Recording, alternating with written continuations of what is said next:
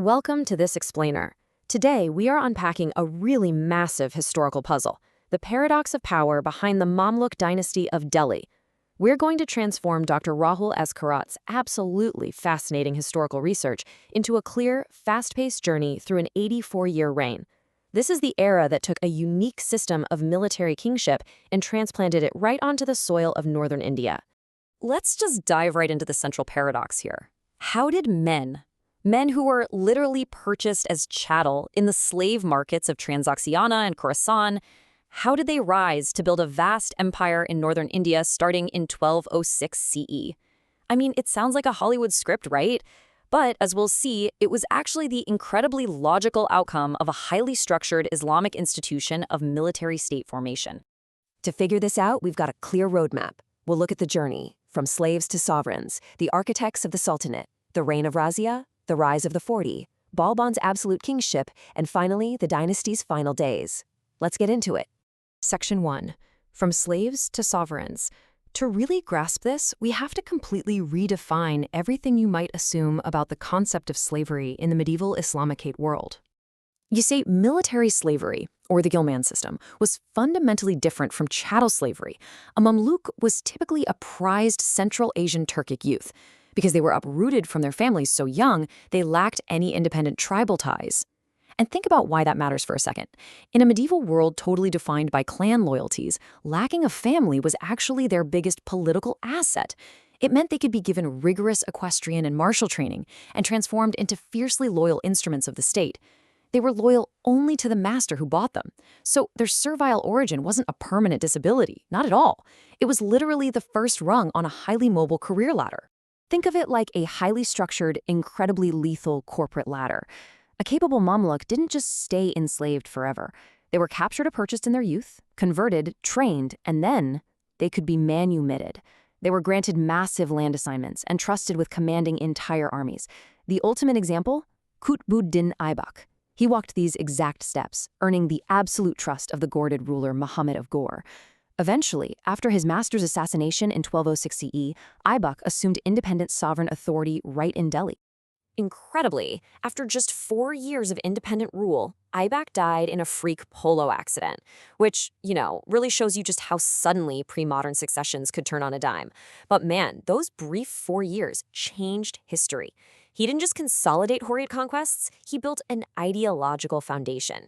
Using materials from demolished temples, he initiated the towering Qutb Minar and the Qivat-ul-Islam Mosque. He deliberately sited these massive structures right over the old Rajput capital. This was brilliant psychological warfare. It was a massive display of optical power, asserting the absolute permanence of this new Islamic polity to anyone who just looked at the skyline.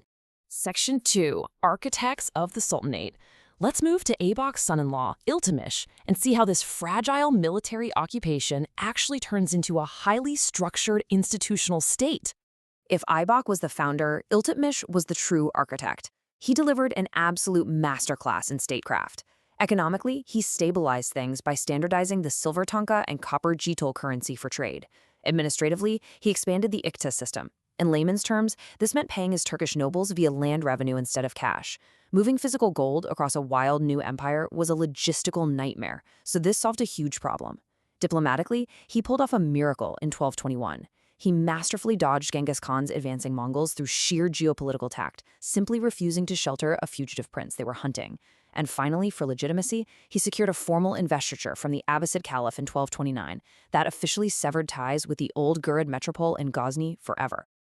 Section 3. The reign of Raziya.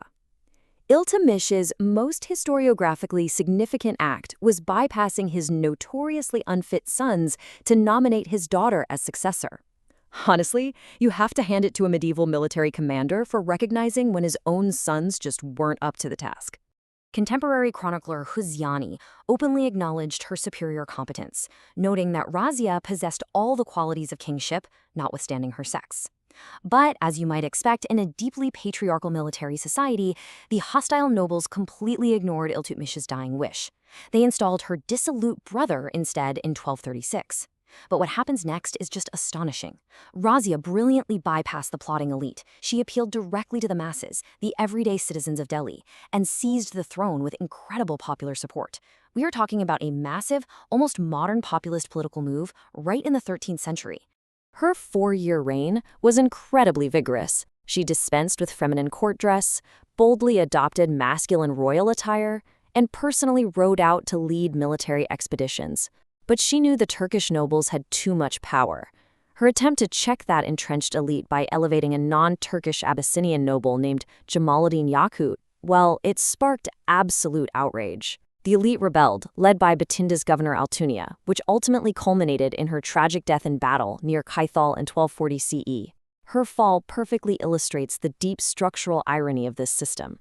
A uniquely capable ruler was crushed by the exact same military aristocracy that created the empire in the first place. Section 4. Rise of the 40.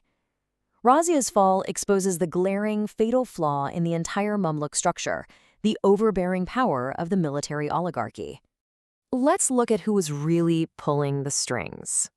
Originally organized by Iltutmish to ensure stability, this group, known as Turkin Chihalgani or the 40, essentially took over the Sultanate for a quarter of a century. I want you to imagine a corporate board of directors, but instead of wearing suits and holding shares, every single board member is a highly trained cutthroat warlord who commands their own private army. They acted as absolute kingmakers. They ruled through weak, figurehead sultans, jealously guarding their lucrative provincial Iqta assignments and aggressively fighting off anyone who tried to break into their exclusive ranks. Section 5. Balban's absolute kingship. So how on earth do you break a system like that? Well, you get an insider to do it. Ghiyas-ud-din Balban was once just another peer among those elite Turkish nobles. But when he finally ascended the throne himself in 1266 CE, he knew firsthand that the oligarchy was the biggest threat to his survival. His solution was both brilliant and terrifying. He basically had to invent a godlike persona to make his foreigner drinking buddies terrified of him. He instituted a quasi-sacral, highly formal theory of kingship, portraying himself as Zil-il-Ilahi, the shadow of God on earth. This elaborate, unapproachable ceremonial majesty was specifically engineered to command absolute awe and completely erase the collective memory that he used to be just one of the guys. But psychological awe just wasn't enough. He needed operational, absolute control. The paranoia of his rule was intense. He ruthlessly eliminated his surviving peers from the 40 through executions or quiet exile. To crush military corruption like nobles drawing fat salaries for phantom troops that didn't actually exist, he completely overhauled the military department, the Diwani Ars. He instituted dog, the physical branding of horses, and chera, keeping highly descriptive roles of his soldiers. Think of this as medieval biometric tracking to prevent payroll fraud.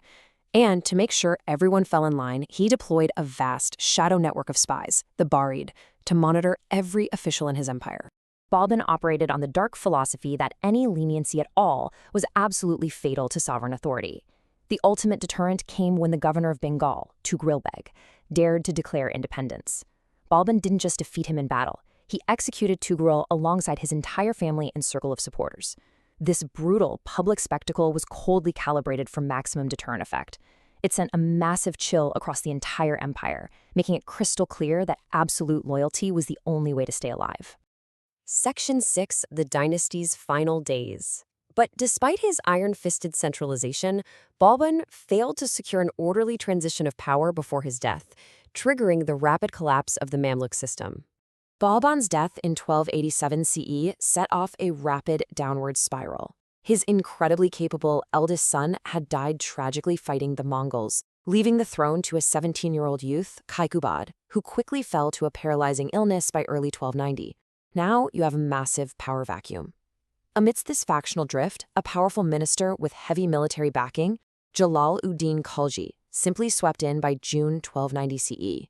He deposed the incapacitated king and broke the Turkish aristocracy's monopoly on power forever. The Mamluks essentially defeated themselves from the inside.